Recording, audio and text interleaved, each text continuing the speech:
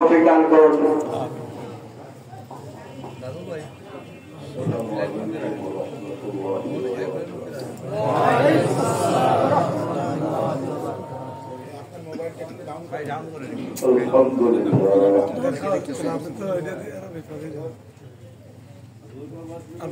আলহামদুলিল্লাহ الذي خلق الخلائق بإرادته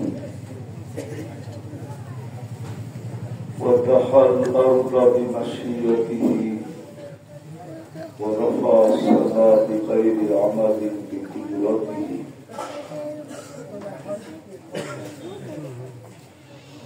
الأحد الصمد الذي لم يتخذ صاحبة ولا ولد خلق الخلق وأحصاهم عدد رفع السماء بقدرته بغير عمد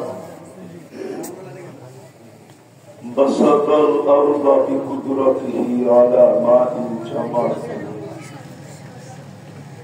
قسم الرزق ولا ينسى من خلقه أحد ولم يكن له كفوا أحد الصلاة والسلام على حبيبنا وحبيب ربنا مصطفى مجتبى محمد رسول الله الذي بعثه إلى الجن والإنس وإلى الأبيض والأسود بشيرا ونذيرا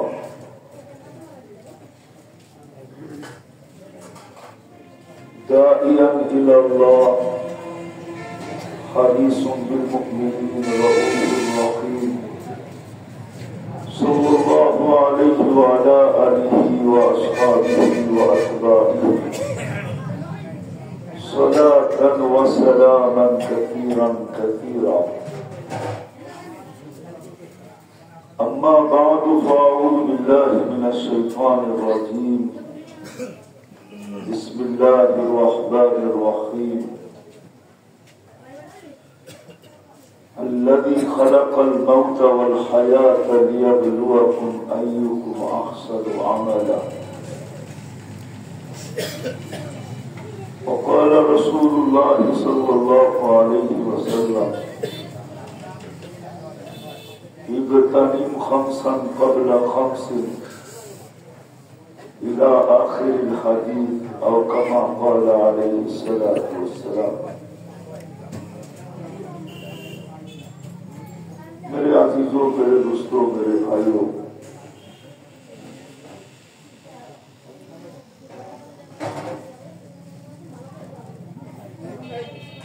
আল্লাহর বড় ইহসান যে আল্লাহ আমাদেরকে মানুষ রূপে অস্তিত্ব দিয়েছেন। যদি না দিতেন করার কিচ্ছু ছিল না, কোনো অভিযোগও ছিল না, করার কোনো সুযোগও ছিল না। দ্বিতীয়, আল্লাহ মুসলমানের ঘরে অস্তিত্ব দিয়েছেন,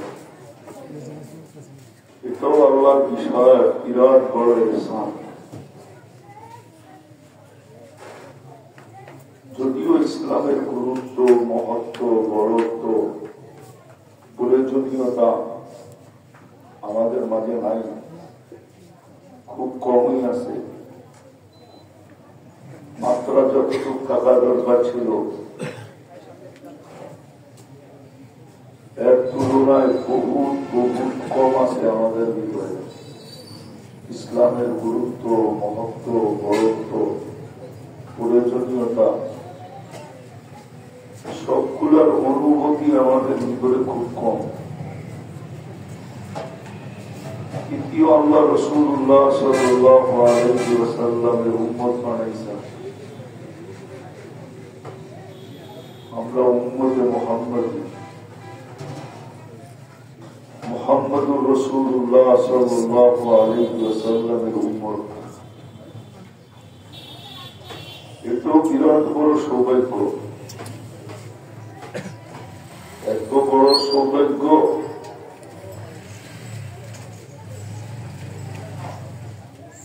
যে মানুষের পক্ষে এটাকে ধারণা নেওয়া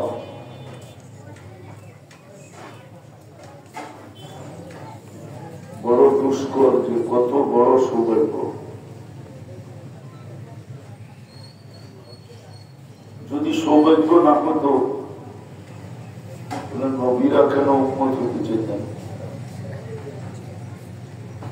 বুঝা গেল মুহাম্মদুর রাসূলুল্লাহ সাল্লাল্লাহু আলাইহি ওয়াসাল্লামের উম্মত হওয়া এটা অবর্ণনীয় বড় সৌভাগ্য। যদি এটা না হতো তাহলে নবীরা উম্মত হওয়ার জন্য আকাঙ্ক্ষা পোষণ করতেন না।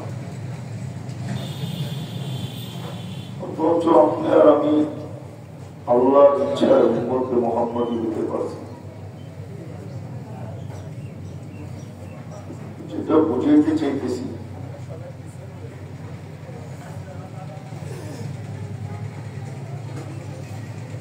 এই সমস্ত নিয়ামত দেওয়ার পিছনে একটা কারণ আছে।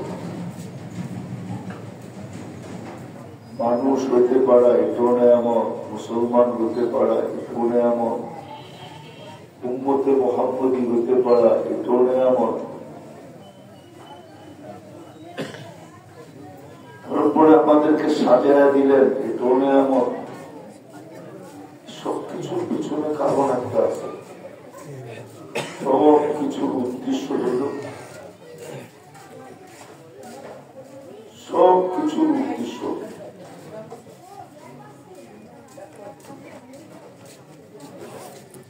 নিজেকে উপযোগী করা।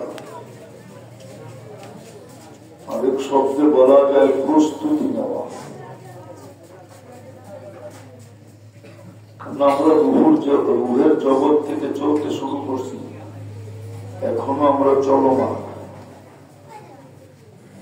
এখনো আমরা রুহের জগৎ থেকে আমরা চলতে শুরু করছি। রুহের জগৎ থেকে মার পেটের জগৎ, এখন দুনিয়ার জগৎ, তারপরে আসবে কবরের জগৎ, তারপরে আসবে কিয়ামতের মাঠের জগৎ, তারপরে আসবে সিরাতের জগৎ। এগুলো সব জগৎ, কিন্তু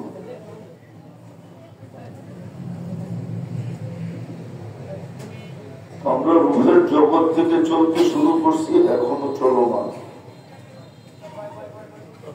কিন্তু আমাদের গন্তব্য এখনো বহু দূর। এই সব কিছু দেওয়ার উদ্দেশ্য হল গন্তব্যের জন্য প্রস্তুতি, যেন গন্তব্যে বসতে পারে।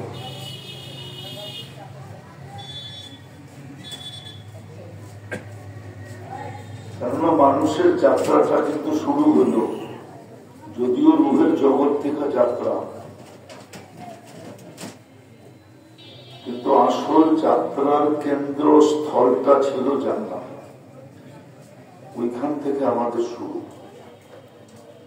আদম আলাইহিস সালাম অস্তিত্ব নেওয়ার পরে জান্নাতে ছিলেন, আমরা ওনার পিঠে ছিলাম।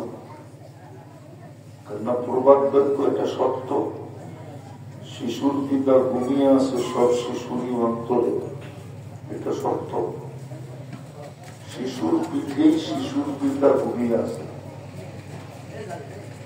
আমি যেরকম বাবা মার পিঠে ছিলাম, বাবার পিঠে ছিলাম, ঠিক আমার পিঠেও কেউ ঘুমিয়ে আছে। আমাদের যাত্রাটা কিন্তু জান্নাত থেকে, গন্তব্য আমাদের জান্নাত। মানুষ জান্নাতের জন্যই তৈরি, নাইলে হাত দিয়ে তৈরি হতো না, হুকুম দিয়ে তৈরি হতো। ফেরেশতা যদি হুকুম দিয়ে তৈরি হতে পারে, তাহলে মানুষ কেন হুকুম দিয়ে তৈরি হবে না? বোঝা গেল এটা আলাদা কিছু, এই জন্য এটা হাত দিয়ে তৈরি। সমগ্র সৃষ্টি যদি কমপ্লিট হতে পারে 6 দিনে, সমস্ত সৃষ্টি যদি 6 দিনে কমপ্লিট হতে পারে, তাহলে মানুষ 6 দিনে কমপ্লিট হলো না কেন, এটা 10 মাস সময় লাগবে কেন? বোঝার বিষয়, চিন্তার বিষয়। সব যদি 6 দিনে কমপ্লিট হতে পারে, তাহলে মানুষ 10 মাস সময় লাগবে কেন? বোঝাতে লোক এটা একটা আলাদা বিষয়, মানুষের অস্তিত্বটা একটা আলাদা বিষয়। যদিও কথা কঠিন হয়ে যেতেছে, তো আমাদের যাত্রা জান্নাত, গন্তব্য জান্নাত। মানুষকে জান্নাতের জন্য আল্লাহ তৈরি করছে। বলবেন কোরআনে তো আছে দোজখের জন্য, না, এটা অপারগতায় দোজখে দিবে। অপারগতায় বলে, নাইলে দোজখ ধরবে কি দিয়া? কোন জিনিস দ্বারা আল্লাহ দোজখ ধরবেন? কোরআনে বলে দিচ্ছে পাথর দিয়া বলে দিচ্ছে।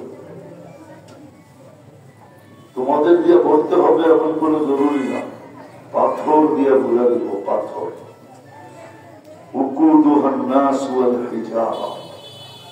পাথর দিয়ে বলে দিব। তো আমাদের যাত্রা কিন্তু রুহের জগৎ থেকে, গন্তব্য আমাদের জান্নাত। আমরা যাত্রা শুরু করছিলাম জান্নাত থেকে।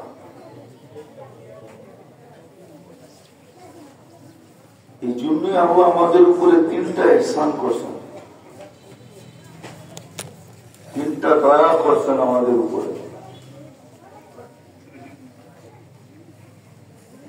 মানুষ, মুসলমান, উম্মতে মুহাম্মদ।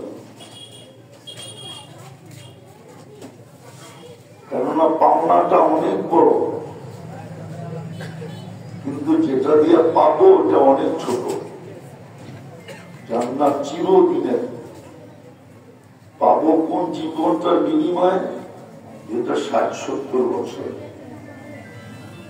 60-70 বছরের বিনিময়ে পাবো পুরো জীবনের জন্য জান্নাত। আর যেই জান্নাতের মেইন জিনিসই হলো মন চাই। মেইন জিনিস কি? মন চাই। বোঝেন? যেটার মেইন জিনিসটাই কি? মন চাই। মন চাই মানে বোঝেন না। যেটার মেইন মজাটাই হলো জান্নাতের মেইন মজা কি? বলেন না, মন চাই। এটা হলো মেইন মজা। নাউজুবিল্লাহ বললেন না? জান্নাতের মেইন মজাই কি? মন চাই, যা মনে চায়। যেমন আজকে দুনিয়ার মানুষ কি বলে, মজা হইতো যদি মন চাই হইতো। দুনিয়া মজা হইতো যদি মন চাই না। দুনিয়া মন চাই না, জান্নাত মন চাই। তো জান্নাতের মজাটাই হলো মন চাই। মা তাস্তাহি, যা মনে চাই। ওটা প্রস্তুতির জন্যই, প্রস্তুতির জন্যই আল্লাহ ইহসান করছেন আমাদের উপর। মুসলমান, উম্মতে মুহাম্মাদি মানুষ, তারপরে যা কিছু আমাদেরকে দিছেন, হায়াত দিছেন তো এটাকে গুছানোর জন্য, জান দিছেন তো এটাকে গুছানোর জন্য, মাল দিছেন তো এটাকে গুছানোর জন্য। সব কিছু আমাদেরকে যা দিছেন, এটার উদ্দেশ্য হলো ওই গন্তব্যে পৌঁছার জন্য। যা কিছু প্রয়োজন হয় ওটা তুমি এখান থেকে গুছায় নিয়ে নাও। গুছানোর জন্য দিচ্ছেন, নাইলে দিতেন না। নাহলে আল্লাহ আমাদেরকে অন্যের মতো পালতে পারতেন। সমগ্র প্রাণীকে যেভাবে পালেন আমাদেরকে এইভাবে পালতে পারতেন। আমরা পাত্র ছিলাম লালিত পালিত হতে, কিন্তু না, আল্লাহ আমাদেরকে এইভাবে পালতেছেন না। তো মোটা কথা যেটা বুঝাইতে চাইতেছি, আমাদের যাত্রা শুরু হয়েছে রুহের জগৎ থেকে, মধ্যখানে আমাদের বিরতি হয়েছে জান্নাতে। বিরতি কোথায়? জান্নাতে। আবার আমাদের গন্তব্য কোথায়? জান্নাতে। ওই জান্নাতের গুছানোর জন্য, প্রস্তুতির জন্য, গুছানোর জন্য আল্লাহ আমাদের উপরে ইহসান করছেন। মুসলমানের ঘরে অস্তিত্ব দিয়েছেন, উম্মতে মুহাম্মদী বানিয়েছেন, যেন সহজে আমরা গুছায় নিতে পারি। 80 বছর বৃদ্ধকেও যদি আল্লাহ কিয়ামতের দিন বলে যে তুমি যদি একটা রাত্র ধরে নিয়ে আসতে, তাহলে আজকে তুমি আমার সামনে বুক ফুলে দাঁড়াইতে পারতে। একটা রাত্র যদি ধরে নিয়ে আসতাম, একটা রাত্রই তো ছিল 83 বছর 4 মাস। তোমার 80 থেকে 80 বাদ দিলেও তুমি আমার কাছে পাওনা হইতে, আমি তোমার কাছে পাওনা হইতাম না। এক লাইলাতুল কদর 83 বছর 4 মাস। সত্য, এটাই সত্য। এটাই প্রস্তুতির জন্য আল্লাহ দিয়েছেন,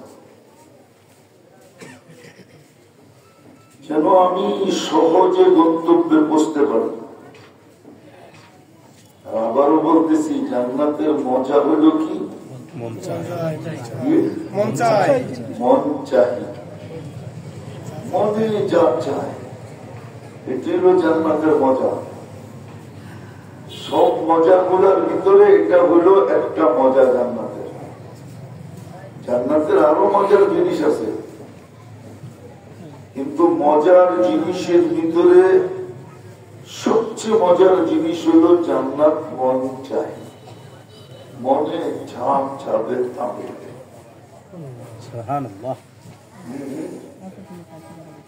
এই জন্যই যার বুঝে আসছে সে কোরবানি দিতে পারছে। সাহাবাদের বুঝে আসছে, এই জন্যই ওনারা কোরবানি দিতে পারছে। আজকে আমাদের বুঝে আসে নাই, আমাদের বুঝে আসে নাই। বুঝে আসলে আমরাও দিতে পারতাম। বরং সাহাবায়ে কেরামের যুগের থেকে বর্তমানে সুযোগ সুবিধা, অর্থ শর্ত, ধন সম্পদ কম না বেশি? হ্যাঁ, তো ওনাদের কাছে তো কিছুই ছিল না, তারপর ওনারা এতটুকু দিতে পারলেন কি করে? আমাদের কাছে তো এর চেয়েও বেশি, 70 গুণ বেশি, 1000 কোটি গুণ বেশি, কিন্তু আমরা পারি না কেন? আমাদের বুঝে আসে না, ওনাদের বুঝে আসে। আমাদের বুঝে আসে না, আমাদের বুঝে আসছে এতটুকু, নগদ যা পাও হাত পেতে নাও, পাখির খাতায় শূন্য থাক। আমাদের এটা বুঝে আসছে, নগদ যা পাও হাত পেতে নাও, পাখির খাতায় শূন্য থাক। মানে আখেরাতের খাতায় শূন্যটা থাকুক। অথচ 60-70 বছর, 60-70 বছর সব স্বীকারোক্তি দেই, সব বুঝি। রাধুনি যতই ভালো পাকাক না কেন, ও খাইতে পারবে কিনা ওর কাছে গ্যারান্টি নেই। আপনি যতই আইটেম বাজার করেন না কেন, আপনি খাইতে পারবেন কিনা আপনার কাছে গ্যারান্টি নেই। এটা স্বীকারও করে, কিন্তু আসলে ভিতরে কারখানায় লেখা মানে না, বুঝে আসে না।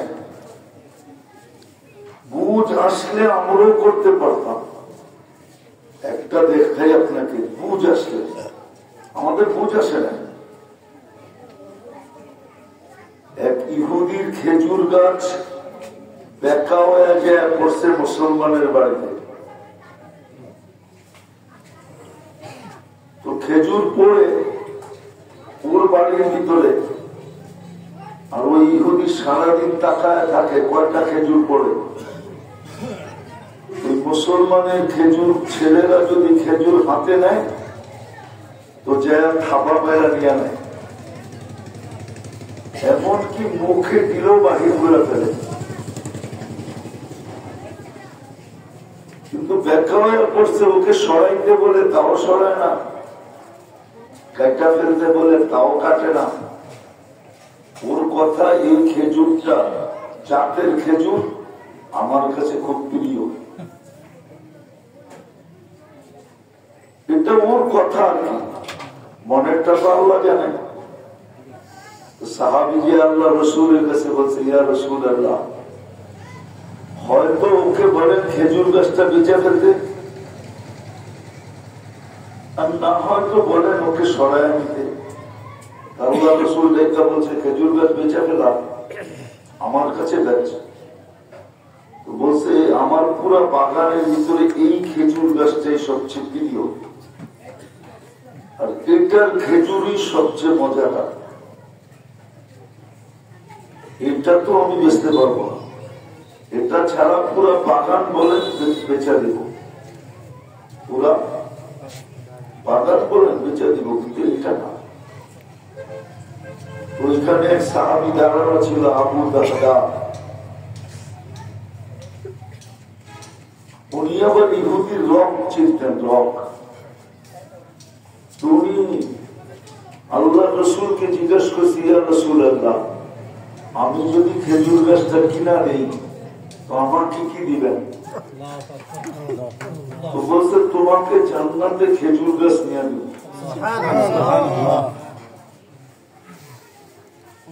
তো ইহুদির রক চিনতেন, যে বলতেছে শোনো, খেজুরের বড়া মৌসুম কিন্তু এই পারবে, খেজুর পারা শুরু হবে। ওই সময় যে বলতেছে আমার 600 গাছের বাগান আছে, তুমি চিনো এমন নামে, আর খেজুরে ভরা, খেজুরে ভরা, তুমি আমাকে এটা বিক্রি করে ফেলো, 600 খেজুর গাছেরা বাগান নিয়ে নাও। কেননা ইহুদিরা লোভী হয়, লোভী, কিয়ের লোভী? আরে টাকার করেন না, মালের লোভী। যেমন আজকে আমরাও লোভী, আমাদের ভিতরেও এই গুণ আছে, আমরাও কি লোভী। তো শুনতে দেরি, ইহুদি বলছে ঠিক আছে বেচা ফেললাম, বেচা ফেললাম। তো আবু দাহদা রাদিয়াল্লাহু তাআলা আনহু বউ পোলাপান সব বাগানের ভিতরে ছিল। তো উনি বাগানেও ঢোকেন নাই, বাহির থেকে ডাক দিতেছেন উম্মু দাহদা। ওনার ছেলের নাম ছিল দাহদা, ওনাকে বলা হইতো আবু দাহদা। তো বলতেছিল উম্মু দাহদা, বলছে কি সে, জলদি খাতা বারিশ নিয়ে বেরো, ছেলে পেলে নিয়ে বেরো। বলছে কেন? বলছে এই বাগান আমি আল্লাহ রসুলের সাথে সওদা করে ফেলছি, বিক্রি করে ফেলছি, এটা আমি চাই না বিক্রিত জিনিসের ভিতরে পা দেই, তুমি জলদি বেরো। তো বাচ্চা কাচ্চা সব নিয়ে যখন বাহির হয়েছে, তো বলছে কিসের বিনিময়ে বলছো? বলে জান্নাতের খেজুর গাছের বিনিময়। তো মহিলা বলতেছে এতদিন পরে তুমি একটা ভালো কাম করছো।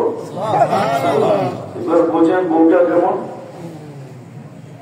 আর চিৎকার দিতেছে আর বলতেছে রবিহাল বাইয়া বা দাহদা, এতদিন পরে তুমি একটা লাভজনক কাম করলা।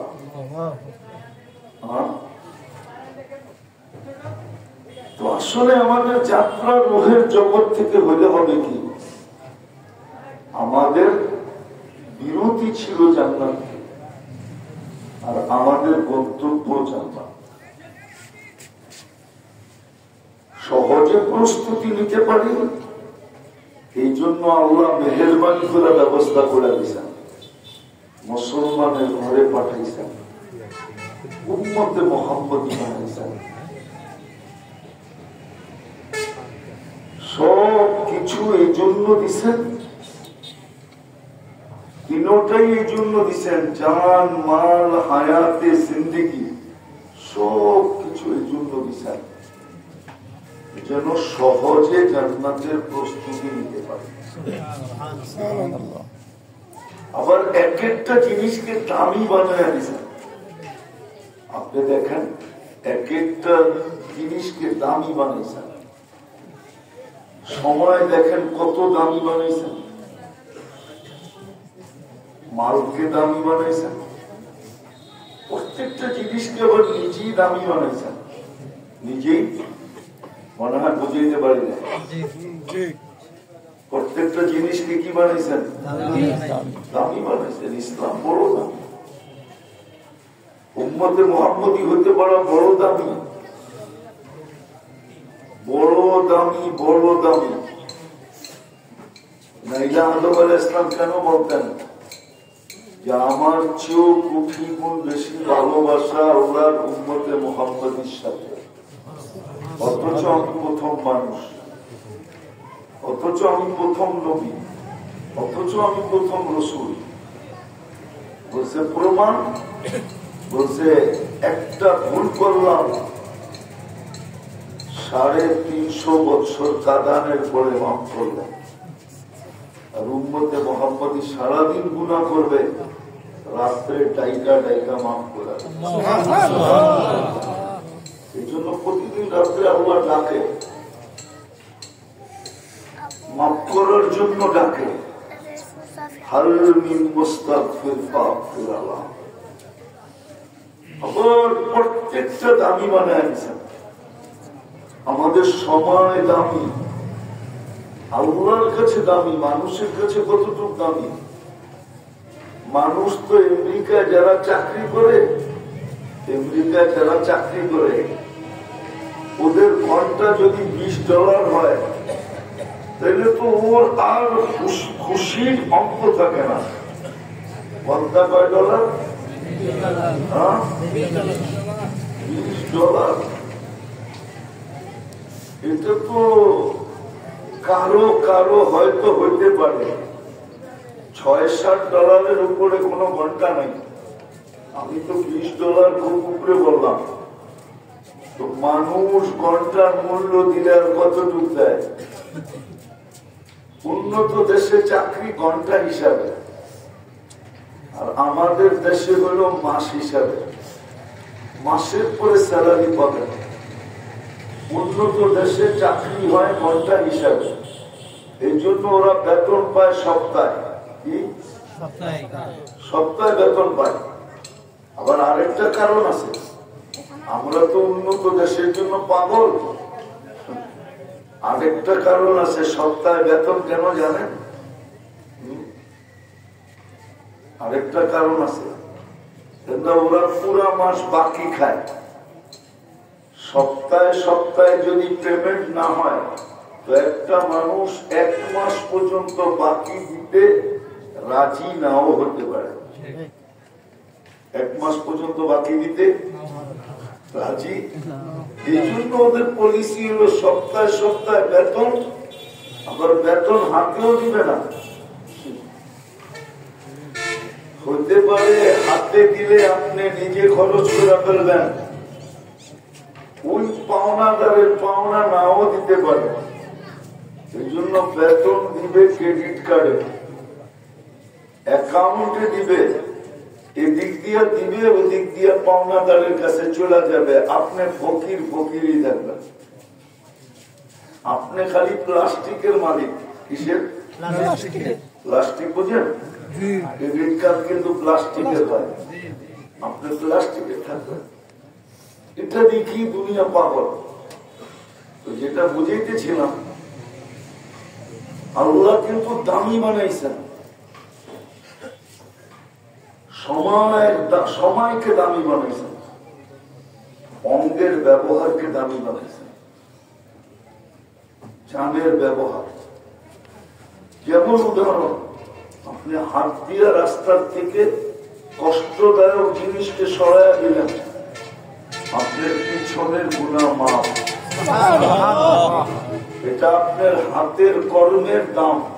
হাতের আপনি উঁচু করে বাড়ির দিকে মসজিদের দিকে আসতেছেন, তো আপনি যেন এহরাম পড়া বাইতুল্লাহর দিকে যেতেছেন, এটা হলো চলার দাম। তো আপনার অঙ্গের কর্মের দাম রাখছে আল্লাহ, কোন বড় দাম। সময়ের দাম, অঙ্গের কর্মের দাম। আর দ্বিতীয়, আপনার সম্পদেরও দাম রাখছেন। 1 টাকা জায়গা মতে খরচ করতে পারলে 7 লক্ষ টাকা সদর খরচ করার সওয়াব দিবে। আচ্ছা, এটা একটু দূরে চলে গেল, আরো কাছে দেখাই। আপনি আপনার উপরে খরচ করতেছেন, ফেরেশতা সদকার সওয়াব নিতেছেন, যদি আপনি অপচয় না করে থাকেন। প্রয়োজনে আপনার উপরে খরচ করতেছেন, নাফাকাতুকা আলা নাফসিকা সাদাকা, নাফাকাতুকা আলা ইয়ালিকা সাদাকা। আপনি পরিবার পরিজনের প্রয়োজন মেটানোর জন্য খরচ করতেছেন, ইসরাফ না, অপচয় না, স্বাচ্ছন্দ্যের সাথে খরচ করতেছেন, আপনি সদকার সওয়াব পেতে থাকবেন। তিনি বুঝে গেল তিনটার মূল্য আল্লাহ রাখছেন, সময়ের মূল্য, শরীরের কর্মের মূল্য, সম্পদের ব্যবহারের মূল্য। মূল্য রাখছেন এই জন্য যে আপনাকে বুঝাইয়া যেতে হবে, আপনাকে আমাকে কি করে যেতে হবে, কোথায়, জান্নাতে। গন্তব্য কিন্তু কি জান্নাত, বুঝাইয়া যেতে হবে। এই জন্য বুঝানোর সমস্ত পদ্ধতি আল্লাহ নির্ধারণ করছেন, আল্লাহ ব্যবস্থা করে দিচ্ছেন, ইহসান করে। শুধু আমার কাজ হলো যেটা যেইভাবে করতে বলছে ওইভাবে করা, এমন না। আমার সমাজ হয়তো ভাবে যে টেবিলে বসে খাওয়া এটা হলো মডার্ন, ঠিক না? কি মডার্ন, ঠিক না? হ্যাঁ, মডার্নই তো হবে। নিচে বসে খাওয়ার চেয়ে 4 টেবিলে খাওয়া একটু মডার্ন মডার্ন ভাব না? কিন্তু বলেন, খাওয়ার মজা কি বাড়ে না? মাত্রায় বেশি খাওয়া যায়? হ্যাঁ, না, ওটা হজম তাড়াতাড়ি হয়, ওটার ভিতরে পুষ্টি বেশি থাকে। না না, পুষ্টি বেশি থাকে। কোন জিনিসটা ওটার ভিতরে এরকম বেশি যে আপনি দস্তরখানে না খায় টেবিলে খাইলেন? একটা মজা তো দেখাবেন আপনি আমারে, যে টেবিলে খাইলে এই জিনিসটা কি বেশি, কি মনে বুঝাইতে পারলেন? যে টেবিলে খাইলে এই জিনিসটা বেশি, এটা আপনি আমাকে বুঝাইবেন তো? হ্যাঁ, কি কি কারণে 4 টেবিলে? হ্যাঁ, কি কারণে? আরে মানুষ একটা কারণে তো করবে, লাভ দেখেই তো লোহার বোঝা পায়, ঠিক না? আপনার টাকা দিয়ে 4 টেবিল কিনে আনলেন, ওটার ভিতরে এতগুলো টাকা খরচ করলেন, ওটার ভিতরে বসা খাইতেছেন। এখন ওইটা বসা খাইলে যদি বেশি খাওয়া যেত তাইলে একটা চুক্তিগত ছিল, খাওয়ায় যদি স্বাদ বেশি হতো তাইলেও একটা চুক্তিগত ছিল। খাওয়ার ভিতরে যদি পুষ্টি বেশি হতো তাইলেও একটা যুক্তিগত ছিল। একটা যুক্তি দিয়ে বোঝান যে এক টেবিলে খাওয়ার ভিতরে লাভটা কি, কি লাভ আপনি বুঝান। আপনার বাড়িতে কয়জন যায় দেখতে থাকে যে আপনি কোথায় খেতেছেন? কে দেখতে থাকে? মানুষের কাজ নেই নাকি? আমার মতো আনখাবেন যে 2 দিন পর পর পাংশা পড়ে, আমার কাম নাই দেখে আমি পাংশা আসি। মানুষের কি কাজ নাই যে ওর বাড়িতে যায় ডেলি দেখবে ওর 4 টেবিলে খায় না, কোথায় বসে খায়? কি না মানুষের কাজ নাই? তাহলে আপনি আমাদের লাভ দেখান, 4 টেবিলে বসে খাওয়ার ভিতরে লাভটা কোথায়? আমাকে বুঝান লাভটা কোথায়, কোথায় লাভ? আপনি লাভ এতটুকু আমাকে দেখাইতে পারবেন যে 8-7টা প্যান্ট শ্যান্ট পয়লা মাটিতে বসতে আর উঠতে কষ্ট হয়, এই জন্য আমি 8-7টা পোশাক পরা, তো এই জন্য আমি চেয়ারে বসে খাইলা নিলাম, এটাই দেখাইতে পারবেন। হ্যাঁ, এটুকু তো দেখাবেন যে আমি পোশাক পরছি কি 8-7টা, বোঝেন? চাপা টাইট, ঠিক না? এই জন্য আমার বসতে মাটিতে কষ্ট হবে, কষ্ট হবে, এই জন্য আমি চেয়ারে বৈশা খায়া নিলাম, এটুকু তো বলবেন। আর কি বলবেন? আর কোন লাভ? হ্যাঁ, আপনি এটাকে লাভ দেখতেছেন, আমি তো এটার ভিতরে ক্ষতিও দেখতেছি। আপনি লাভ দেখতেছেন, আমি তো এটার ভিতরে আপনার ক্ষতি দেখতেছি। কারণ আমি দেখতেছি না, আল্লাহ তো বলতেছে এটা তোমার জন্য ক্ষতি, এটা তোমার জন্য ক্ষতি, এটা তোমার জন্য ক্ষতি, এটা তোমার জন্য ক্ষতি। 28টা পোশাক তো পড়তে বলে নাই,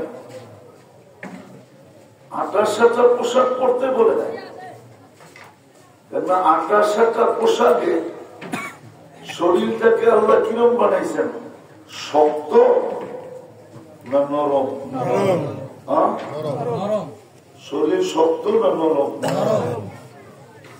শক্ত শরীর মজা ভালো না নরম শরীর ভালো?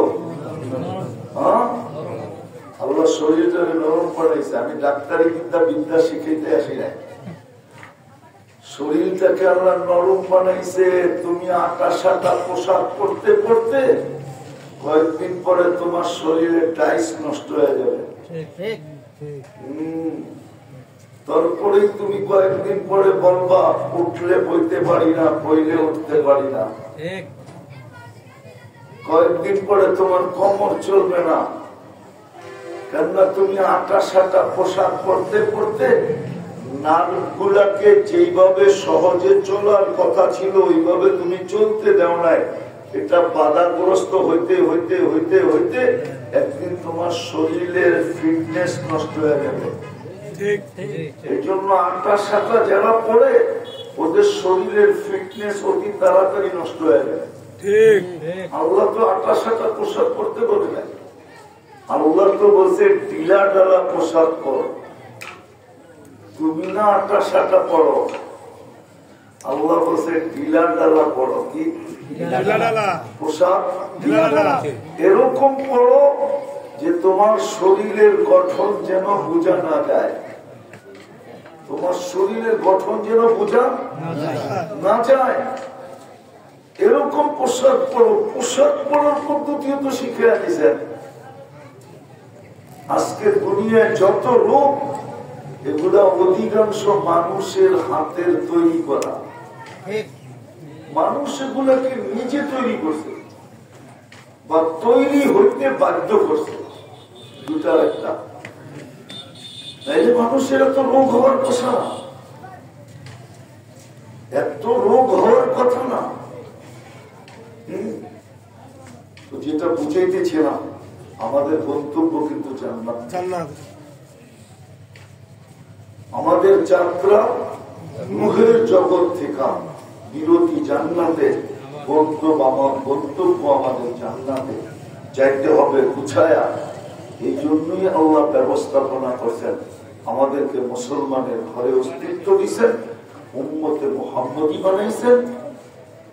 গুছানোর জন্য 3 জিনিসের আল্লাহ মূল্য নির্ধারণ করছেন: জান, হায়াতে জিন্দেগি, সম্পদ।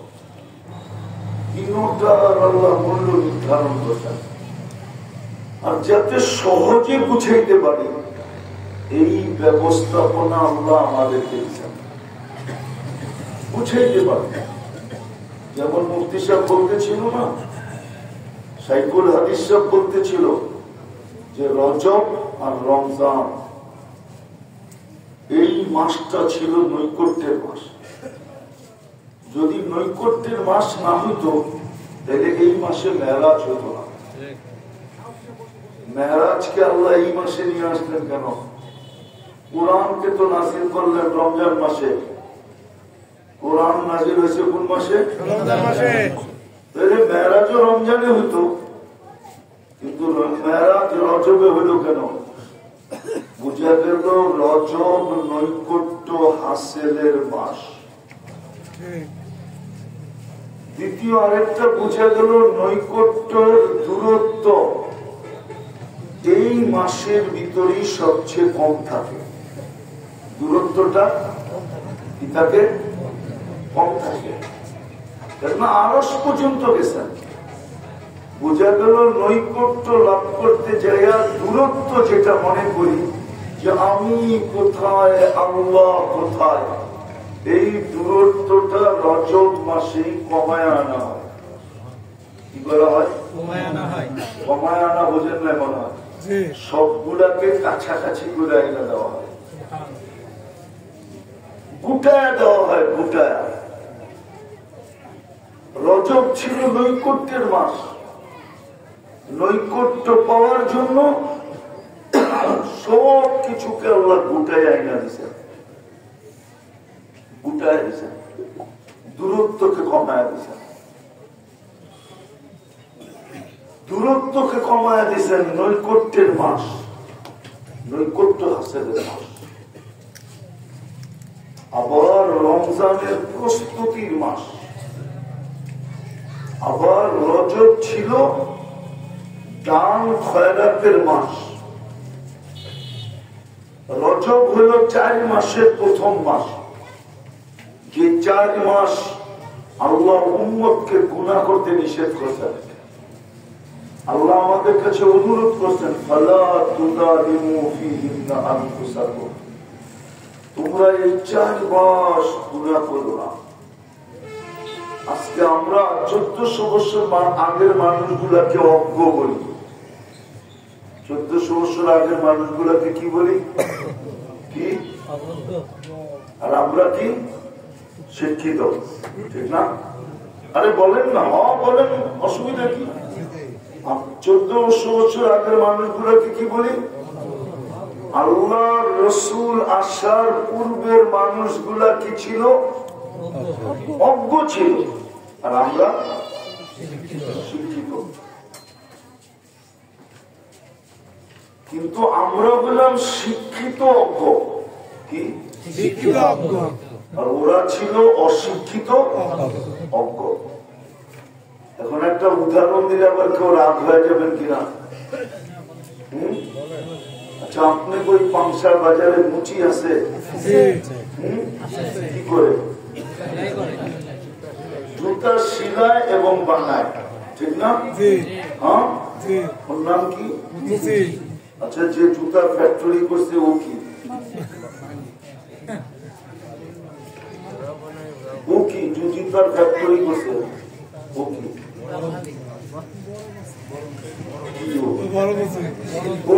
শিল্পপতি বলেন, ও তো জুতা সিলায়, এও তো জুতা সিলায়, ঠিক না? না, জুতা সিলায় না, ও তো মেশিনে সিলায়, হাতে সিলায়, ঠিক না? মেশিনের চেয়ে তো হাতেরটা আরো বেশি মজবুত, ঠিক না? হ্যাঁ, ওরে তো মুচি বলেন না। ও ফ্যাক্টরিতে সিলাই এই জন্য ও শিল্পপতি, ঠিক না? আর ও হাতে সিলাই এই জন্য কি মুচি, ঠিক না? আরেকটা বললে মিডিয়া আবার চলে যায় কিনা, পরে আবার প্লেনে উঠলে আবার কোন বিপদে পড়ি। কি বলেন? হ্যাঁ, কাজের লোক তো আপনার বাড়িতেও আছে, ঠিক না? প্লেনেও তো আছে, ঠিক না? হ্যাঁ, ওটা শিক্ষিত, আমার বাড়িরটা অশিক্ষিত, এতটুকু পার্থক্য, দুটোটাই কাজ করে। কিন্তু ওটার নাম হলো কি বিমানবালা, কি পুরু, ঠিক না? কিন্তু আসলে কি করে, কি করে আমার ময়লা প্লেটটা উঠায় নিয়ে যায়, খাওয়ার সময় আমারে খাওয়া দেয়, পানি চেলে পানি আগায় দেয়, এটা তো আমার ঘরেরটাও করে, ঠিক না? না কাজের লোক করে না? রাখা হয়েছে তো এই জন্য, ঠিক না? তো ওই যুগের মানুষগুলা শিক্ষাহীনতায় অজ্ঞ ছিল, আমরা এখন শিক্ষিত অজ্ঞ। রাখবেন না, আপনি অশিক্ষিত অজ্ঞর চেয়ে শিক্ষিত অজ্ঞ আরো কঠিন অজ্ঞ। আমরা শিক্ষিত অজ্ঞ, আমরা শিক্ষিত অজ্ঞ। এই জন্যই তো আমরা বুঝি না যে এই মাসটা কেন ছিল। এই মাসটা ছিল রমজানের প্রস্তুতির জন্য, যেটা বুঝাইতেছিলাম যে ওই যুগের কাফেররা পর্যন্ত, অজ্ঞরা পর্যন্ত 4 মাস আসতে দেরি, সমস্ত অপকর্ম ছাড়তে দেরি করতো না। এই 4 মাস অফ ছিল, অফ থাকতো, মদের আড্ডা বসতো না, গানের আড্ডা বসতো না, আপোষে ঝগড়া বিবাদ হতো না। বুখারীতে আছে, কবিলায় বাহরাইনের লোকেরা আল্লাহ রসুলের কাছে সবসময় আসতে পারতেন না, ওদের সাথে ঝগড়া ছিল কবিলায় মজা, ওরা শুধু 4 মাস আসতে পারতেন। 4 মাসে পুরো আরব ভূখণ্ডে গুনাহ থেকে মানুষ দূরে সরে যেত। রজব, জিলকাদা, জিলহজ্জা, মুহররম, 4 মাস গুনাহ করতেন না, ঝগড়া করতেন না, বিবাদ করতেন না, লড়াই করতেন না, কোন বড় বড় গুনার কাজ করতেন না। এই 4 মাস বলেন, ওরা তো অশিক্ষিত অজ্ঞ ছিল, তাহলে আমি ওদেরকে অজ্ঞ বলবো না আমি আমাকে শিক্ষিত সুপার অজ্ঞ বলবো? আমি তো শিক্ষিত মুসলমান, ওরা তো মুসলমানও ছিল না।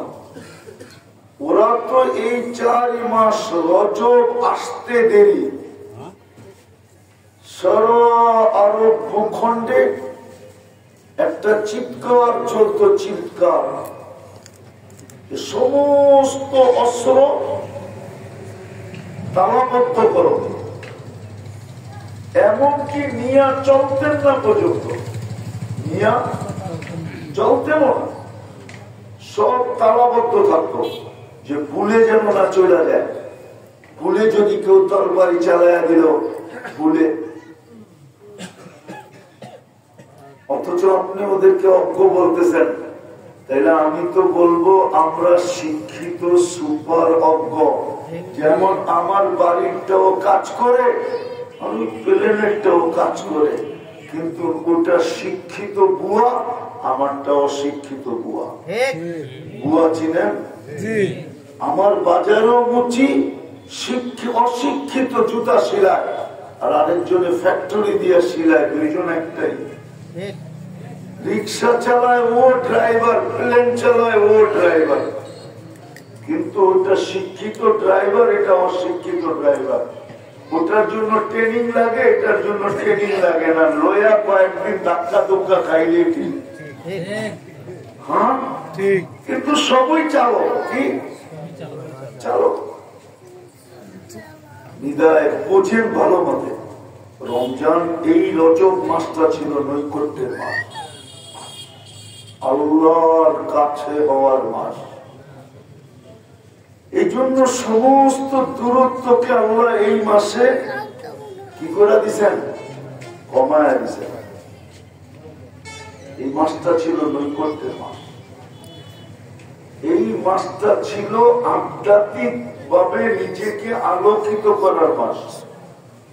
এটা ছিল রমজানের প্রস্তুতির মাস, এটা ছিল গুনাহ ছেড়া দেওয়া। কোরআনে তো আল্লাহ সাফ বলতেছেন, ফালা তুযালিমু ফীহিন্না আনফুসাকুম ইন্না ইদ্দাতাশ শুহুরি ইনদাল্লাহি 12 শাহরা মিনহা আরবাআতুন হুরুম ফালা তুযালিমু ফীহিন্না আনফুসাকুম। তুমি 4 মাসে গুনাহ করো না কমসে কম। এটা ছিল সৎকার মাস, সৎকার। এই মাসে ওই জাহেলিয়াতের যুগেও ইসলাম ছিল না, অজ্ঞতাই অজ্ঞতা ছিল, জীবিত মেয়েদেরকে কবর পর্যন্ত দিত। ওই যুগের মানুষ এই মাসটায় 2 হাতে দান করতেন। এটা ছিল সৎকার মাস। আমি আবারও কথা শেষ করতেছি বুঝায়া। আমাদের যাত্রা রূহের জগৎ থেকে, বিরতি ছিল জান্নাতে, গন্তব্য আমাদের জান্নাতে। গুছানোর জন্য আল্লাহ ব্যবস্থা করা, মেহেরবানি করে মুসলমানের ঘরে পাঠায় দিয়েছেন, উম্মতে মুহাম্মদী বানাইছেন। গুছাইতে হবে বিদায় আমাদের শারীরিক কর্মেরও মূল্য দিছেন, আমাদের সময়েরও মূল্য দিছেন, আমাদের যা সম্পদ আছে প্রত্যেকটার মূল্য আল্লাহ নির্ধারণ করছেন, আর ব্যবহারের পদ্ধতি শিখায় দিয়েছেন। এখন আপনার ইচ্ছা, এখানে ইচ্ছা স্বাধীনতা দিছে। আপনার ইচ্ছা, আমার ইচ্ছা, আমি গুছায়া যাব না এলোমেলো যাব। পরিণাম দুটোটারই বলে দিছেন। যদি গুছায়া যাও তাহলে সবচেয়ে মজার জিনিস জান্নাত। আর জান্নাতের ভিতরে সবচেয়ে মজা কি? বুঝা যান না গো? জান্নাতের সবচেয়ে মজা কি? সবচেয়ে মজা কি? মন চাই। জান্নাতের সবচেয়ে মজা হলো কি? মন চাই। ইচ্ছা আপনার, এখানে ইচ্ছা স্বাধীনতা দিচ্ছেন। আপনি গুছায়া যাবেন না এলোমেলো যাবেন। যদি গুছায়া যেতে হয় তাহলে আপনাকে একটা কাজ করতে হবে। প্রথম কাজ করতে হবে, গুছানোর পদ্ধতি শিখতে হবে। গুছায় কিভাবে, এই পদ্ধতি শিখো। আরেকটা লাগবে, পদ্ধতি শিখার পরে যখন করবেন তো করাটা ঠিক হইতেছে কিনা এটার জন্য হক্কানি আলেম ওলামা আল্লাহওয়ালাদের সোহবত লাগবে। কি লাগবে? কি লাগবে? আলেম ওলামা আল্লাহওয়ালাদের কি লাগবে? সোহবত লাগবে। সোহবত লাগবে। বললে আবার ভুল বোঝেন কিনা জানি না, আবার রাগ হয়ে যান কিনা এটাও জানি না। যা ওই দিকে না গেলেই চলে। আল্লাহওয়ালাদের, হক্কানি আলেম ওলামা আল্লাহওয়ালাদের কি লাগবে? কি লাগবে? কি লাগবে? যদি এটা আপনি না করলেন, হক্কানি আলেম ওলামা আল্লাহওয়ালাদের সোহবতে না রইলেন, তাইলে আপনি হতে পারে করতে করতে সিরিপ খেয়ে যাবেন। করতে করতে করতে করতে দেখা যাবে আপনি সিরিপ খেয়ে যাবেন, ভুল জায়গায় চলে যাবেন। ভুল জায়গায়, ভুল জায়গায় না সব কিছু মাটি হয়ে যাবে। সবকিছু মাটি হয়ে যাবে। কি হয়ে যাবে? শয়তান আপনার আমার সাথে পাঙ্গা নেয় নাই। পাঙ্গা বোঝেন কি? চ্যালেঞ্জ আপনার আমার সাথে নেয় নাই, প্রতিদ্বন্দ্বিতা আপনার আমার সাথে করতেছে না, স্বয়ং আল্লাহর সাথে চ্যালেঞ্জ নিচ্ছে। এইবার বোঝেন পরে আল্লাহ কিছু দিছে দিকেই তো নিছে, ঠিক না? কি অনেক সময় আপনারা বলেন না, পোলাপানদেরকে, যুবকদেরকে, বুড়ারা অনেক সময় বলে, নাতি না আত্মীয় স্বজনকে বলে, আরে তোমরা এই বর্ষে খাইয়া হজম করতে পারবো না, আমরা তো এখনো পাথর খাইয়া হজম করতে পারি। ওনারে যদি আমি ছেগে আপনারা পাথর খায়া হজম করার ক্ষমতাটাকে দিছে, কে দিছে? কে দিছে? আল্লাহ দিছে না? সত্য তো না? আল্লাহ দেয় না, উনি অর্জন করছেন। এরকম পেটটা কে বানাইল? আপনার পেট আর কি? তাহলে তো জানোয়ারের পেট আরো বড়, বেশি পাওয়ারফুল। আপনি মাঝে মাঝে দেখেন হাঁসগুলাকে, দেখেন হাঁসগুলাকে পুরা পুরা শামুকটারে নিয়ে ভিতরে ঢুকিয়ে দিতেছে, ঠিক না? ওর স্টোমাক তো আপনার চেয়ে পাওয়ারফুল, ওইটাও তো বাহির হয়ে আসে পাউডার হয়ে, ঠিক না? না হ্যাঁ, তো কে দিছে? যেটা বুঝাইতেছিলাম, যদি সোহবত না হইল, কেননা শয়তান বড় শয়তান, সোহবত যদি না হইল আপনিও সিরিপ খেয়ে যাবেন। আপনিও কি খাবেন? শয়তান আপনাকে সিরিপে নিয়ে যাবে।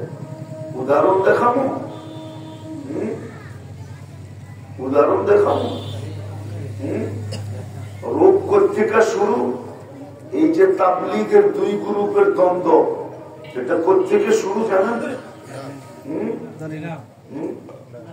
রাখবেন না, কেননা ফজিলত এত বর্ণনা হয়েছে, ফজিলত হইতে হইতে হইতে এত বর্ণনা হয়েছে যে 3 চিল্লা দিয়া আসার পরে ও নিজেরই নিজে কুতুব ভাবতে শুরু করছে। আলেম ওলামারে কোনো গাছি নিতে শুরু করে নাই, উনি তো 3 চিল্লাই দেয় না। ইমাম হলে কি গো, সাইকুল হাদিস হলে কি গো, 3 চিল্লাই তো দেয় নাই।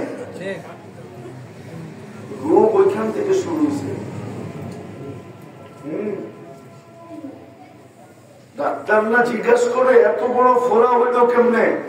ডাক্তার সাহেব এটা তো জানি না, চুলকাইছিল, একটু চুলকাইছি। ওই চুলকানের থেকে যে এত বড় হয়ে যাইব, এত বড় ফোড়া হইব, এত পুঁজ হইব, এখন অপারেশন করতে হইব, এটা তো জানতাম না, আমি তো খালি একটু চুলকাইছি। রাখবেন না, আমরা এখন ভাবি যে রোগ কোত্থেকে হইল। রোগ হয়েছে ওইখান থেকে, কেননা মেহনত ছিল, শিক্ষা ছিল, সোহবত ছিল না। ও সোহবতের প্রয়োজনই মনে করে নাই। 3 চিল্লা দিয়ে আসা, ও ভাবছে 3 চিল্লা দেওয়ার পরে আবার কিসের সোহবত? আমি তো পীর, আমার পাগড়ি দেখেন, আমার জুব্বা দেখেন, আমার চোখের সুরমা দেখেন, আমার মেসওয়াক দেখেন, আমার তসবিহ দেখেন, আমি তাহাজ্জুদ পড়ি, হুজুরে নাকটা ঘুমায়। অথচ ও কিন্তু তালিমে পড়ে আইছে, কোরআনের একটা আয়াত শিখলে 100 রাকাত নফলের সওয়াব।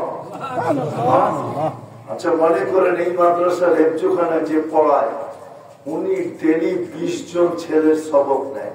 কয়জন? 20 জন। এরকমও ছেলে আছে 3 পৃষ্ঠা সবক দেয়। আচ্ছা 3 পৃষ্ঠায় মনে করেন 20টা করে অক্ষর, লাইন, আয়াত, তাহলে কত আয়াত হলো? 60। এইখানেই তো 6000 আয়াতের সব, 6000 রাকাত নফল করার সব একজনের সবক শুনা পাইল।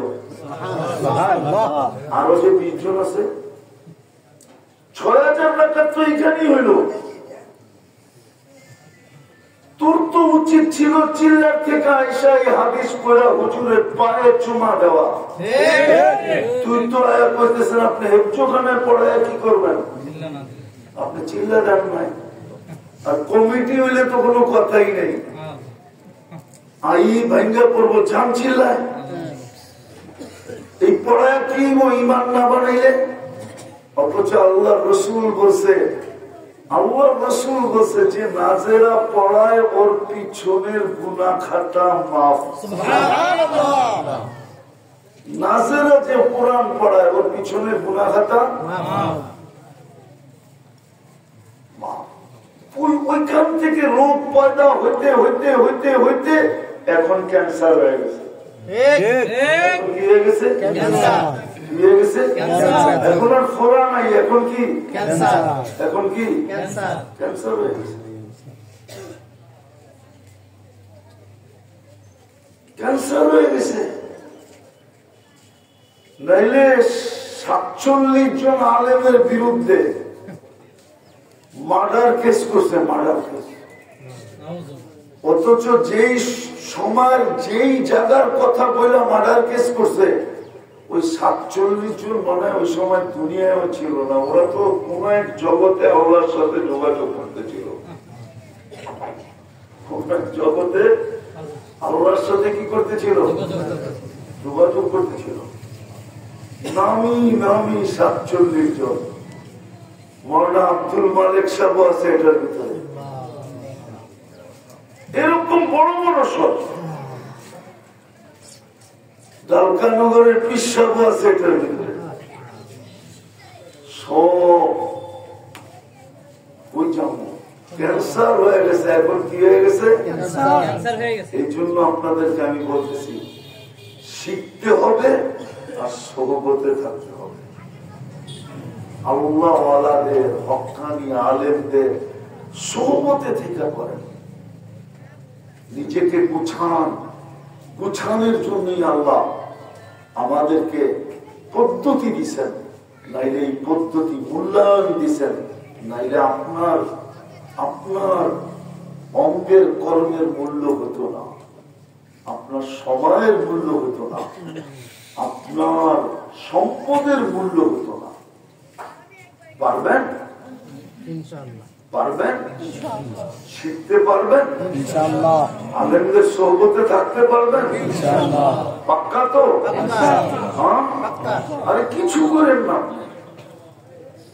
এই উম্মতের জন্য সুযোগ আছে, কিছু করেন না, শুধু হক্কানি আলেম ওলামার সোহবতে থাকেন, কিছু করেন না, কিচ্ছু করতে হবে না।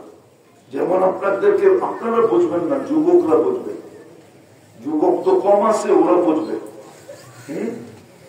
টেস্ট ম্যাচ বলছি না, টেস্ট ম্যাচের রান জরুরি না, টিকে থাকতে হবে। উইকেট যেন না পড়ে, এটা হলো জরুরি। উইকেট রান জরুরি না, রান জরুরি না, বোঝে না, রান জরুরি না, শুধু উইকেট যেন না পড়ে, এটা হলো জরুরি। 1 মাস পর্যন্ত নিয়ে যাও, আমরা সামনের দল এমনি করবো, আমরা আর খেলবো না, আমরা খেলবো না। তোরা জিতা গেছ, তোরা নিজেরা ঘোষণা দিবে জিতা গেছ। ঠিক সোহবতে থাকেন, সোহবতে থাকা জরুরি, করা জরুরি না, শুধু টিকা থাকা জরুরি। আল্লাহ এই খেলা দিয়া বুঝানো সহজ করে দিচ্ছে, ওয়ালা তামুতুন্না ইল্লা ওয়া আনতুম মুসলিমুন। এটাই ইসলামের সীমানার ভিতরে থাকো।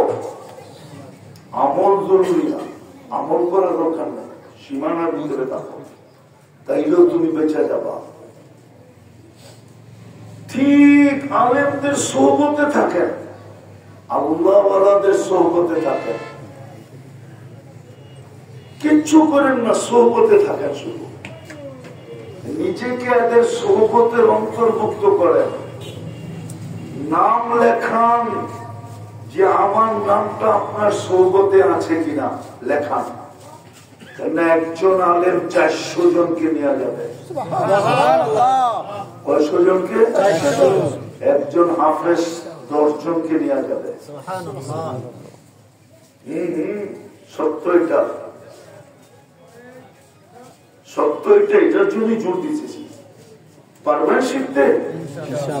গন্তব্য কিন্তু আমাদের যাত্রা কিন্তু রুহের জগৎ থেকে, গন্তব্য কিন্তু জান্নাত। গুছায়া যেতে হবে, ভালো মতে বোঝা। যদিও অনেক দুশ্মনকে টপকাইতে হবে, বিবেক দুশ্মন, বুদ্ধি দুশ্মন, বিদ্যা দুশ্মন, পরিবেশ দুশ্মন, এটি সব আমাদের দুশ্মন, সব আমাদের বিরুদ্ধে, একটাও আমাদের পক্ষে না। এগুলাকে টপকায়া গুছায়া দিতে হবে। এটার জন্যই দরকার শিক্ষা, এটার জন্যই দরকার সোহবত। সামনে রমজান আসতেছে, প্রস্তুতি। এই 2 মাস ছিল রমজানের প্রস্তুতি। মুফতি সাহেব বড় সুন্দর বুঝাইতেছিলেন, আমি শুনতেছিলাম যে মানুষ বিয়ে দেওয়ার আগে অনেক দিন আগের থেকে প্রস্তুতি নেয়, ছেলে আলারও নেয়, মেয়ে আলারও নেয়। রমজান আসতেছে, যেন পা দিতে দেরি, আমার অতীত মাফ হতে দেরি না হয়। রমজানে পা দিবে, অতীত মাফ হয়ে যাবে, এটা যেন দেরি না হয়, এই জন্য প্রস্তুতি নেওয়া। সামনে রমজান আসতেছে, বড় সুযোগ। এখন থেকে নিজেকে ক্লিন করা।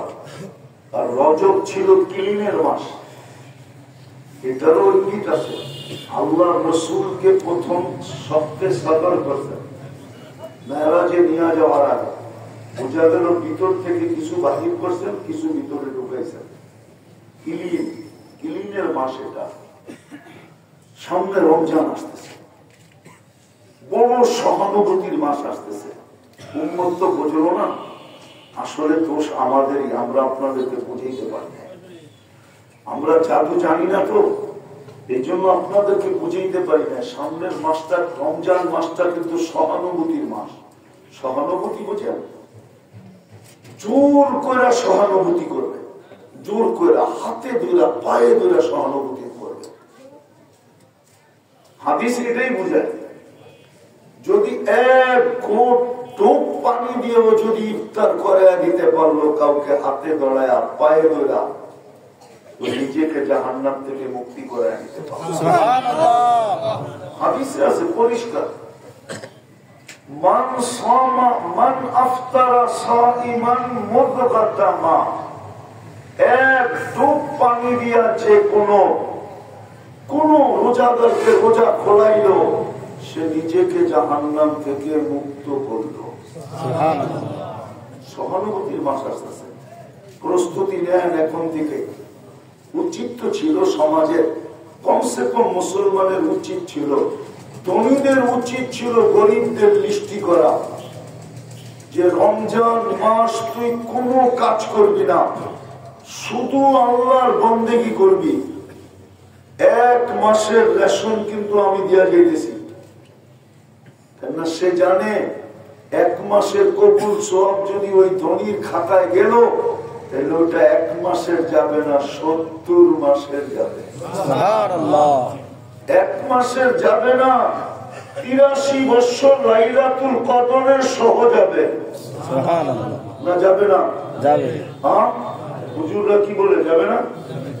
ধনীদের এখন থেকে উচিত ছিল যে গরিবদের লিস্টি করা, রিক্সাওয়ালাদের লিস্টি করা, ব্যানারদের লিস্টি করা, অটোওয়ালাদের লিস্টি করা, যে তুই ভ্যান চালাইতে যে রোজা রাখবি না, 1 মাসের খরচ কত, তুই কামাস কত, 20,000, এই যে দিয়া গেলাম 20,000, 1 মাস তুই আবাদত করবি। উচিত ছিল ধনীদের লিস্টি করা, গরিবদের জন্য। সহানুভূতির মাস। উচিত ছিল প্রতিবেশীকে এখনই আওয়াজ দেওয়া, বোন তুই রমজান মাসে পাক করিস না। আরে কেন?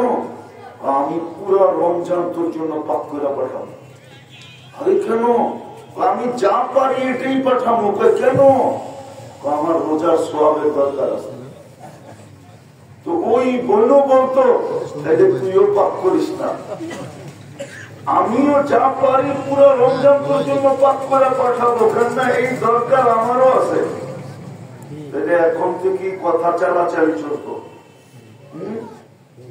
কি সহানুভূতি চলত, কিন্তু আমার সমাজকে তো বুঝতে পারি নাই। এরকম সমাজ যদি একটা হইতো দুনিয়াতে, তাহলে আমার মনে হয় এটার চিত্র আর প্রভাব সারা দুনিয়ার ভিতরে এরকম পড়তো যে সারা দুনিয়া উল্টে যেত। একটা এলাকাও যদি এরকম হতো, একটা মহল্লাও যদি এরকম হতো,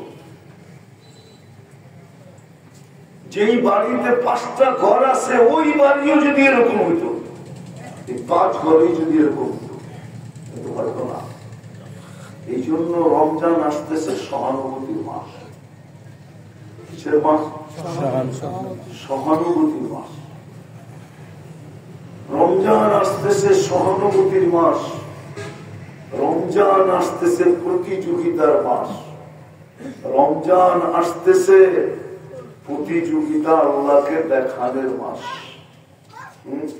প্রতিযোগিতা আল্লাহকে দেখানো। এই জন্য চলেন আমরা প্রস্তুতি দিবেন তো ইনশাআল্লাহ? পাক্কা? যাকে আল্লাহ যতটুক দিছে, কমবে না, কমে না, কমে না। আপনি কি পরীক্ষা করবেন? আপনি কি পরীক্ষা করবেন? আব্দুর রহমান ইবনে আবু তো বহুতবার পরীক্ষা করছে, পুরা মাল উঠায় সৎকার করছে। আল্লাহ রাসূল জিজ্ঞাসা করছে কেন? ঝামেলা আর ভালো লাগে না। ঝামেলা মাল কমায় ফেলতে চাইতেছি, কই যায়। আল্লাহ রাসূল হাইসা করতেছে, কমবো না পারবো? এটা তো আরো কয়েকশো গুণ বাড়বো। সৎকার তো মাল কমে না বাড়ে, দামে তো মাল কমে না বাড়ে। কিন্তু আপনি বলবেন আমার বাড়ে না কেন? আসলে এটার লোকে একটা মেডিসিন মিলাই দেওয়া, ওটা আপনি মিলান না, এই জন্য বাড়ে না। ওটা হাদিসে শব্দ আছে বিতিবি নফসি, বিতিবি, হ্যাঁ, খুশি খুশি মন খুইলা। ওই মেডিসিন মিলান না দিকে বাড়ে নাই, ওই মেডিসিন মিলান বাড়ে। ওই মেডিসিন মিলান কি হবে? ওই মেডিসিন মিলান তাহলে কি হবে? বাড়বে। আপনি চোখে দেখবেন বেড়ে গেছে। আজকে বাড়ে না কেন? আপনি সমাজের দিকে চায়া দিতেছেন, লজ্জায় পড়া দিতেছেন, চাপে পড়া দিতেছেন, বা দিলেও সওয়াবের আশায় দিতেছেন, কিন্তু যতটুক মন খুশি হওয়া দরকার ছিল অতটুক দিতেছেন না। আমার 2টা প্রতিষ্ঠান আছে, বলবো না। আমার একটা প্রতিষ্ঠান দাওরা পর্যন্ত পাবনায়।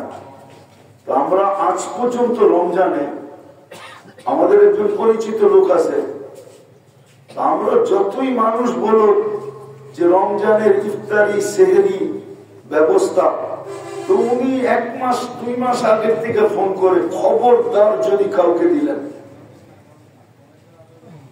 খবরদার যদি কাউকে, উনি আগের থেকে ফোন করে 2 মাস আগের থেকে, মুফতি সাহেব দেখেন কিন্তু এই রমজান কাউকে দিয়েন না।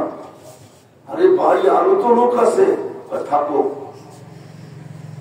আমার জন্য বুক। অথচ ডেলি খরচ হয়ে কত? 40,000 টাকা ডেলি রমজান, কিন্তু উনি 25 দিন পর্যন্ত ওনার বুক। আমি লোকটাকে দেখলাম, পরীক্ষা করে দেখলাম, খোঁজ খবর নিয়ে দেখলাম যে উনি আসলে তো মাদ্রাসায় খাওয়াইতেছে না, বরং ব্যবসা করতেছে। কি ব্যবসা বোঝেন? আল্লাহ ব্যবসা করতেছে, কেন উনি প্রথমবার দিয়া দেখছে পরের রমজানে মাল দ্বিগুণ। যে সময় করুণায় কারো ব্যবসা হয় না, ওনার ব্যবসা চাঙ্গা। ওনার ব্যবসা কারো ব্যবসা হয় না করুণায়, কিন্তু ওনার ব্যবসা কি? তো উনি তো মজা পায় এখন 2 মাস আগের থেকে ফোন করে, হুজুর রমজান কাউকে দিবেন না। তো আসলে মন খুইলা দিলে মাল কমে না। আমরা মনে করি প্রতিবেশীকে দিব, কইমা যাব, না না, কমবে না। সহানুভূতি দেখাবো, কইমা যাবে না। আল্লাহর রাসূল তো বিরিহিল মুরসালা ছিলেন। বিরিহিল হাদিসে আছে, বিরিহিল রমজানে এরকম দান করতেন যে বাতাস তুফান পর্যন্ত হার মেনে দিত। এরকম বিমাতে দান করতেন, জমাস্ত দিতেন, জমাস্ত দিতেন, জমাস্ত দিতেন। পারবেন আপনারা পাংশালার এই দৃষ্টান্ত কায়েম করতে? আমি 2-3 বছর ধরে আপনাদেরকে বলতেছি, কিন্তু কোনো রেজাল্ট দেখতেছি না। আরে মেরে দোস্ত, কিছু না পারেন পানি নিয়ে রাস্তায় দাঁড়ায় থাকেন।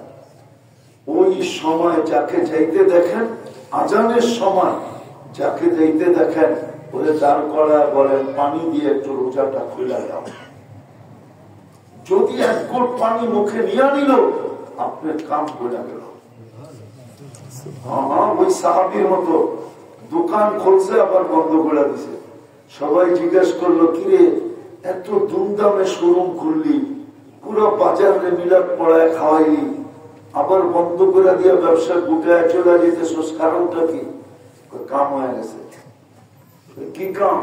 আল্লাহ রাসূলের থেকে শুনছিলাম, মাল বিক্রি করার পরে ফিরত আসলে খুশি খুশি যদি নিয়ে নেয় তাহলে জান্নাত দিবে।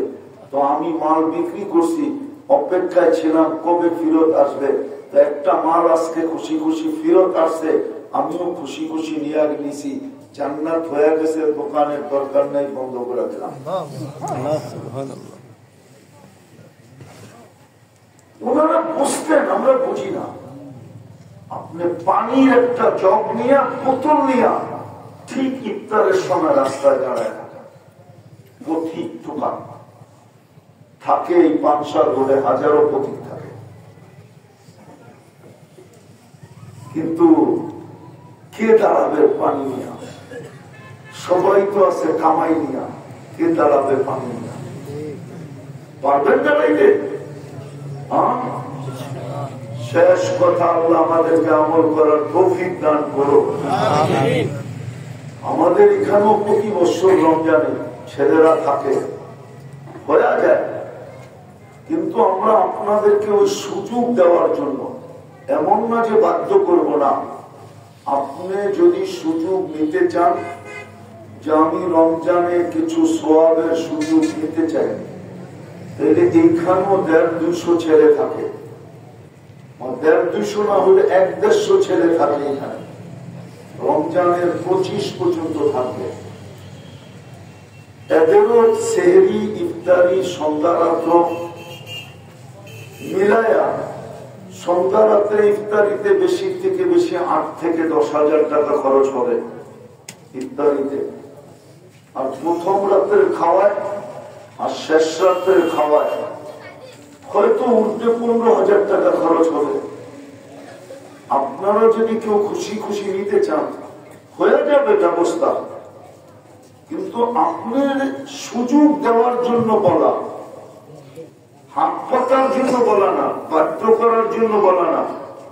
আপনি যদি সদিচ্ছায় নিতে চান যে আমি এই 150 ছেলের রোজা, এর সোয়াব, ইফতারি, সেহরি, এটা আমার আমল নামায় আসুক বা আমার মা বাবার আমল নামায় আসুক, এটা যদি আপনি সদিচ্ছায় দিতে চান, তাহলে আমরা আপনাদেরকে দিতে প্রস্তুত আছি। ইফতারিতে 8 থেকে 10,000 টাকা, 2 বেলা খাওয়ানে কত টাকা লাগবে?